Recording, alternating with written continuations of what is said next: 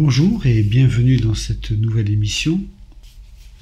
Après les 5 précieux livres dits de Moïse, le Pentateuque, la Torah, voilà le livre de Josué, le successeur de Moïse. Alors que Moïse ne peut entrer en terre promise, Josué sera celui que Dieu suscitera pour diriger le peuple hébreu vers cette entrée et cette possession de Canaan. Le livre de Josué est un livre de victoire, une métaphore du combat spirituel et pour nous chrétiens de la vie dans l'esprit. On pourrait le répartir en 3 parties. L'entrée dans le pays de Canaan, dans un premier temps, la conquête du pays avec ses batailles et ses conflits, et les préceptes pour demeurer en possession et demeurer dans la victoire. Faisons un rappel étymologique. Moïse en hébreu se dit Moshe. C'est un mem, un shin et un he. La racine veut dire celui qui tire hors d'eux, le mem et le shin. Et Moïse, justement, sera celui qui va tirer le peuple hébreu hors du pays d'Égypte, du pays de l'esclavage, et qui va faire aux Hébreux le passage, la Pâque. Les mêmes lettres de Moshe donnent Hachem. C'est un anagramme. Hachem est le nom par excellence attribué à Dieu. Moïse est un prototype du Messie. Quant à Josué, son successeur, son nom en hébreu est Yehoshua, et son nom est celui de Yeshua, Jésus. C'est la même racine. Son nom, donc, a le sens de secours, de délivrance, de salut. Il est une image du Sauveur. Moïse et Josué sont donc des prototypes du Messie. Voyons maintenant l'entrée dans le pays de Canaan. Voilà un défi énorme. L'entrée en terre promise, le pays de Canaan. Canaan en hébreu, c'est un kaf, un nun, un haïn et un nun. Et ça signifie terre basse, mais ça signifie surtout marchandage, commerce. C'est une terre peuplée de descendants de Canaan, le 4e fils de Cham, et le père des Phéniciens. Jusqu'à aujourd'hui, cette terre sera le siège de conflits, de marchandage. À qui appartient-elle, etc. Dans des textes apocryphes, il est fait mention de la prise de ce territoire par, justement, Canaan, fils de Cham, et contrairement à la répartition première des terres qui avait été attribuée au fils de Noé, Canaan s'installera dans ce territoire qui ne lui était pas attribué. La terre était quelque part mise en réserve, mais Dieu a permis cette désobéissance, et malgré tout, la terre sera donnée aux enfants d'Israël par Dieu lui-même, selon Josué, chapitre 1, versets 1 à 3, il est écrit « Après la mort de Moïse, serviteur de l'Éternel, l'Éternel dit à Josué, fils de Nun, serviteur de Moïse, « Moïse, mon serviteur, est mort. Maintenant, lève-toi, passe ce Jourdain, toi et tout ce peuple, pour entrer dans le pays que je donne aux enfants d'Israël. Tout lieu que foulera la plante de votre pied, je vous le donne, comme je l'ai dit à Moïse. » Le titre de propriété est donné, mais la terre a besoin d'être possédée. Cette possession sera effective au fait d'une marche obéissante, car cette terre d'abondance est aussi une terre de conflit, de victoire. Dans la marche spirituelle, il existe des conflits, et chaque conflit peut être une victoire. Au verset 7, il est écrit « Fortifie-toi seulement et aie bon courage, en agissant fidèlement selon toute la loi que Moïse, mon serviteur, t'a prescrite. Ne t'en détourne ni à droite ni à gauche, afin de réussir dans tout ce que tu entreprendras. La victoire est conditionnée à l'obéissance aux lois divines. Canaan n'est donc pas le ciel, puisqu'il y a des combats, mais il y a aussi ces victoires promises et les eaux vives du Saint-Esprit. Au chapitre 2, nous avons l'histoire de Rahab et des 2 espions envoyés par Israël à Jéricho.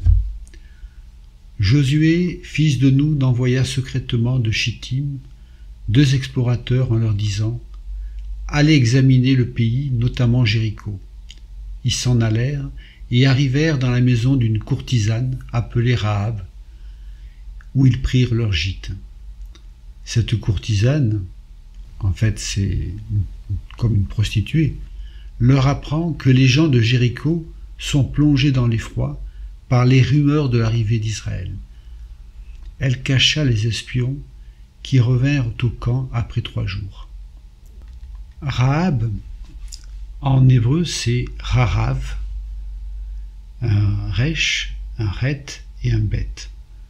Cela signifie large, spacieux, tumultueux. C'est une courtisane de Jéricho qui aida les espions à s'échapper, qui sera sauvée de la destruction de Jéricho parce qu'elle a la crainte de Dieu et qu'elle va aider donc ses espions à s'échapper. Et elle épousera Salmon, un hébreu, un ancêtre de David et de Christ. On voit dans ce chapitre 2 de Josué la foi de Rahab qui lui fut rendue en justice. Elle comprend et voit ce qui va se produire et elle s'engage personnellement en prenant d'énormes risques en cachant les 2 envoyés de Josué. Il y a là une foi qui conduit à l'action. Un signe devra être mis en place pour sa protection et celle de sa famille lors de l'invasion. Ce sera le fameux cordon de fil cramoisi. Dans Josué 2, versets 18 à 21, il est écrit « À notre entrée dans le pays, attache ce cordon de fil cramoisi, c'est-à-dire écarlate, à la fenêtre par laquelle tu nous fais descendre, et recueille auprès de toi dans la maison de ton père, ta mère, tes frères et toute la famille de ton père. Si quelqu'un d'eux sort de la porte de ta maison pour aller dehors, son sang retombera sur sa tête, et nous en serons innocents. Mais si on met la main sur l'un quelconque de ceux qui seront avec toi dans la maison, son sang retombera sur notre tête. Et si tu divulgues ce qui nous concerne, nous serons quittes du serment que tu nous as fait faire. » Elle répondit, « Qu'il en soit selon vos paroles. » Elle prit ainsi congé d'eux, et ils s'en allèrent. Elle attacha le cordon de cramoisi à la fenêtre. Voilà. Le fil cramoisi, de couleur rouge écarlate, est une image du salut par le sang de l'agneau. Avant l'entrée en terre promise et le passage du Jourdain, il y a un temps de préparation. Les Hébreux sont à l'est du Jourdain, et c'est de l'autre côté que Dieu va conduire son peuple. Le Jourdain est ici comme une barrière. Il y aura 3 jours de préparation. Le peuple sera invité à fixer son regard sur l'arche de l'Alliance, à marcher derrière elle. L'arche est le symbole de la présence de Dieu et de ses promesses. L'arche contenait les tables de la loi, la manne et le bâton d'Aaron, la verge d'Aaron, qui avait fleuri. Jésus est notre parole vivante, la loi spirituelle que Dieu nous a donnée, la table de la loi. Il est aussi le pain de vie venu du ciel, la manne. Il est vivant et a vaincu la mort et marche devant nous, le bâton d'Aaron qui a fleuri. Donc, le signe du Messie, à l'intérieur de cette arche, la loi spirituelle de Dieu, le pain de vie par la manne et le symbole de la résurrection avec le bâton d'Aaron qui a fleuri. Le peuple devra aussi se sanctifier et croire que tout est possible à Dieu avant la traversée du Jourdain.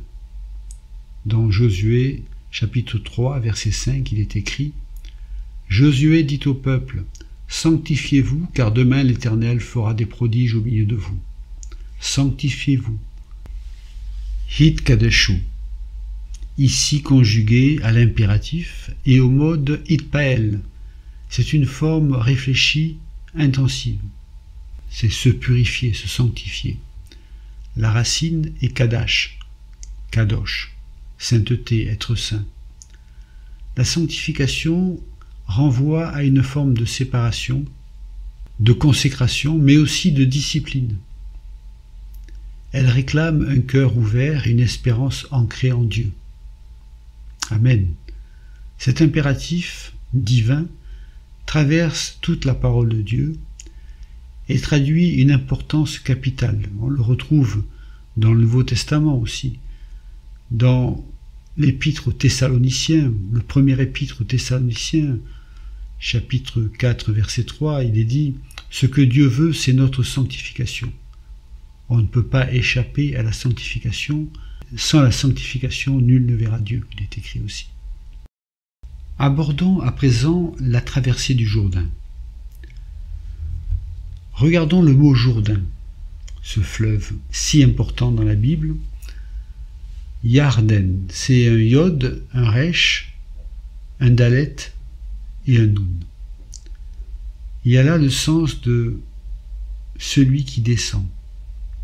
Yarden, on pourrait le lire, descendre, yod, resh, dalet, dans le nun. Le nun, qui est le pictogramme primitif, est représenté souvent par le poisson.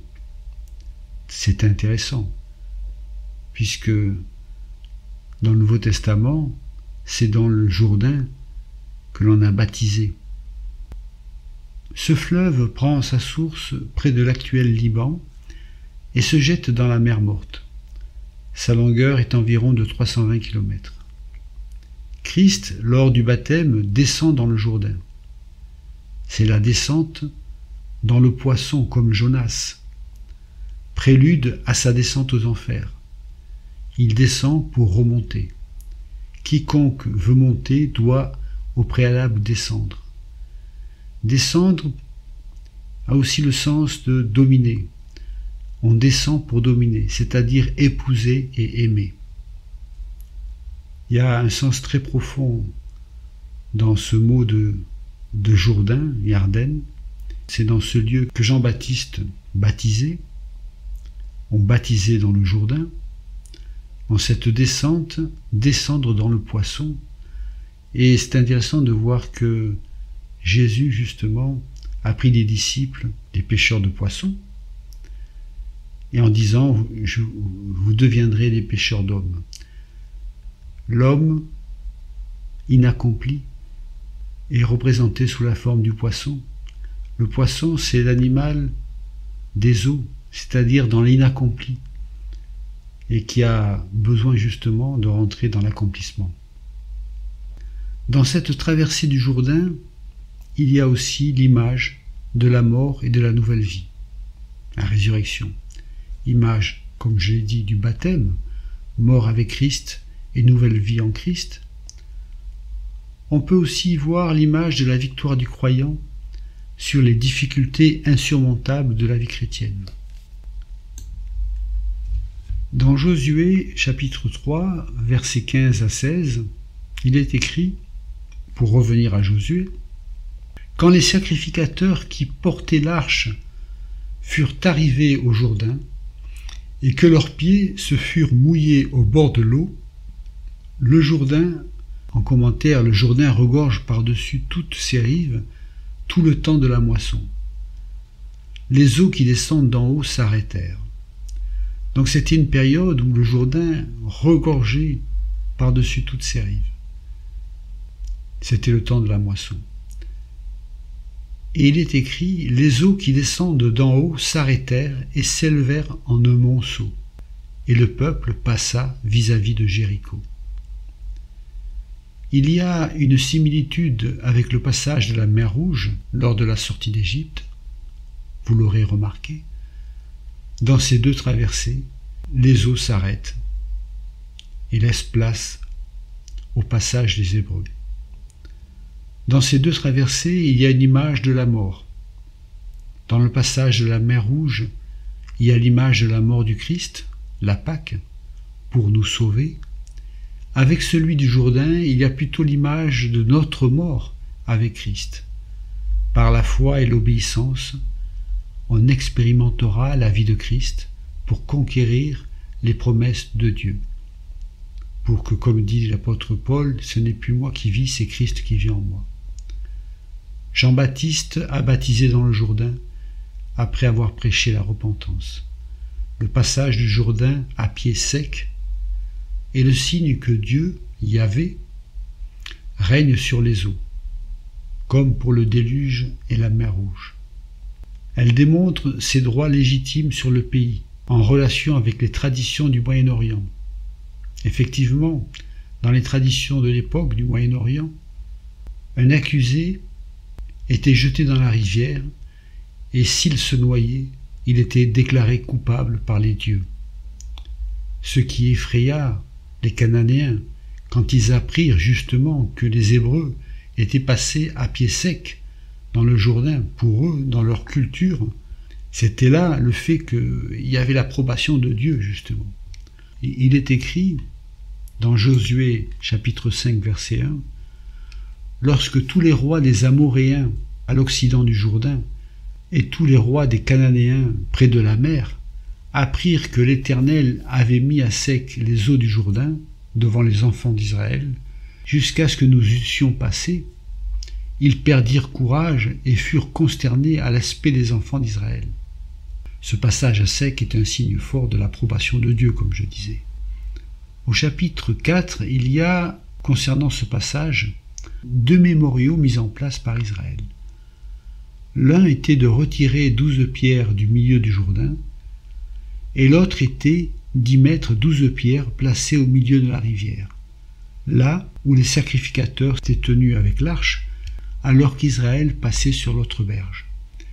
Ces pierres furent mises avant que les eaux reprennent place.